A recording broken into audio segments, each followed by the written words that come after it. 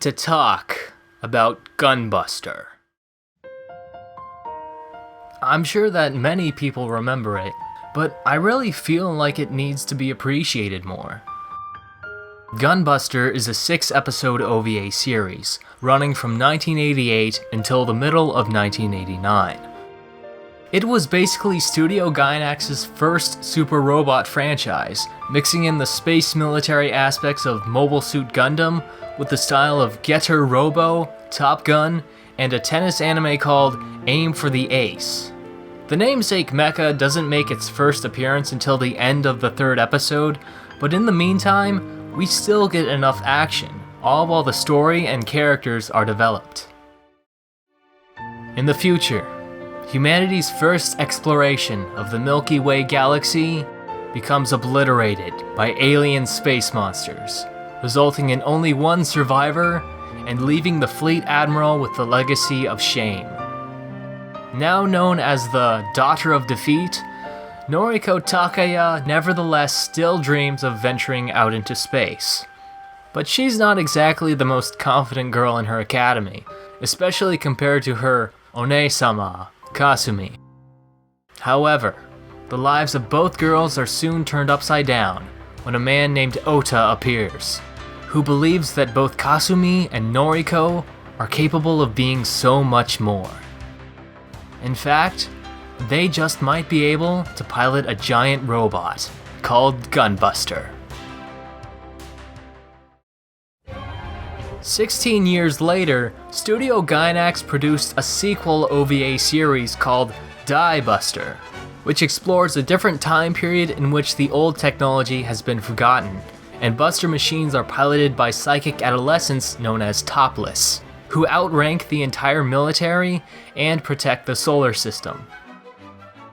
While conducting an investigation on Mars, ace Topless pilot Lauk Melk Melark comes across a girl by the name of Nono, who dreams of becoming a space pilot just like her favorite superhero, Nono Riri. She seems relatively ordinary at first, but after displaying some peculiar abilities, Lauk decides to become friends with Nono and show her the ins and outs of being a Topless. Both Gunbuster and Dix-Buster received animated feature films that condense their respective narratives and offer an alternative method of viewing them.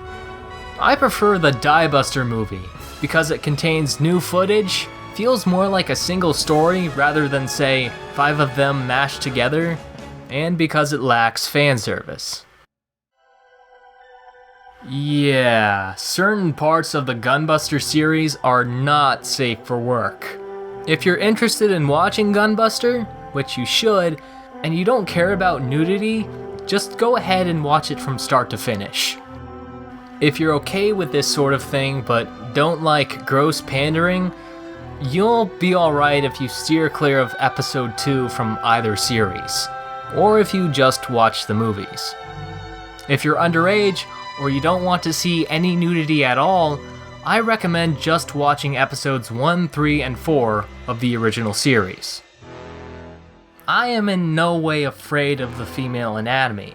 It's just that, first of all, they're in high school. What the fuck? Second of all, the nude scenes aren't necessary. And without it, I feel like Gunbuster could have reached a wider audience, rather than just adult men. It baffles me that there are these well-written, relatable female characters like Noriko, Chiko, or Lauk, and yet the people who can understand these characters the most somehow were never intended to be part of the target demographic. Gunbuster deserves so much more. The real drama didn't come from fighting the space monsters, it came from the relationships between the characters. You see, long-range space travel causes you to slip into your own time stream, where a couple minutes for you ends up being multiple months on Earth. Imagine everyone growing older and moving on with their lives without you. It's that kind of emotional investment that makes the series even more artistic than it already was. Gunbuster literally started it all. Looking at other Gainax productions and even that of Studio Trigger, you can really see the artistic influence created by this OVA. Hell, Tengen Toppa Gurren Lagann is basically a spiritual successor to the series. Many people consider Neon Genesis Evangelion to be the greatest mecha series ever. But while Eva is a masterpiece, Hideaki Anno created it out of cynicism, spitefulness, and his own agenda. Is that really what you want to define a genre? Gunbuster is what Hideaki Anno can really do, and I feel like this series at least deserves the same recognition as Eva. Imagine a rebuild of Gunbuster.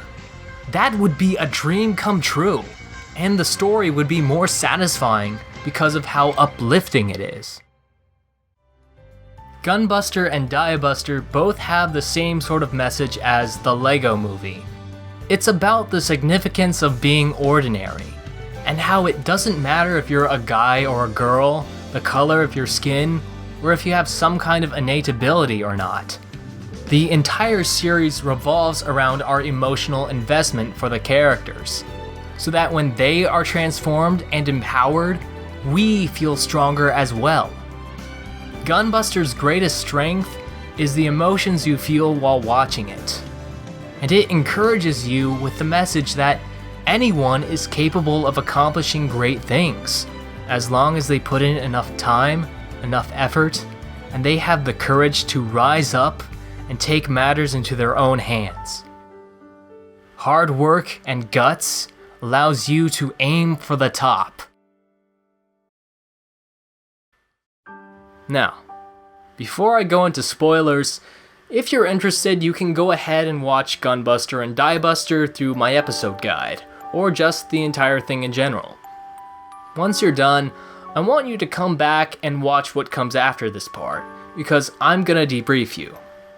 If you don't care about spoilers, I would highly advise you to make an exception, because not knowing what will happen is going to make your experience much more impactful. Your choice. Commencing spoilers in 3, 2, 1. Whenever Nono talks about her superhero, Nono Riri, she's actually talking about Noriko Takaya from the original Gunbuster.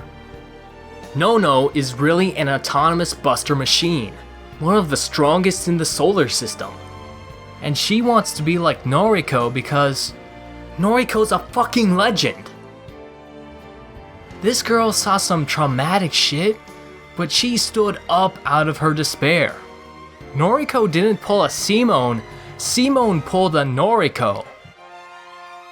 It makes no difference whether you have a buster machine or not, because what truly matters is the buster machine inside your heart. The real Nono Riri, Noriko Takaya, wasn't anybody special. She was human, just like you and me. And her ordinary heart was the strongest there was. Gunbuster is beautiful.